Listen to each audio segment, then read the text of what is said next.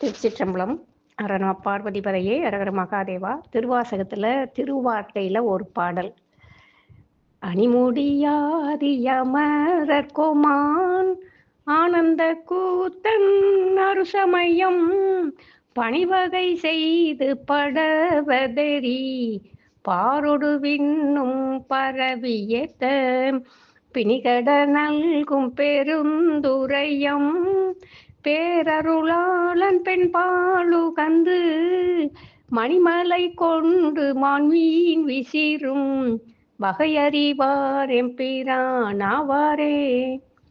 அழகிய சடைமுடியை உடைய முதல்வன், விண்ணவர் தலைவன், ஆனந்த கூத்துடையவன், அரு சமயங்களுக்கும் தலைவன்.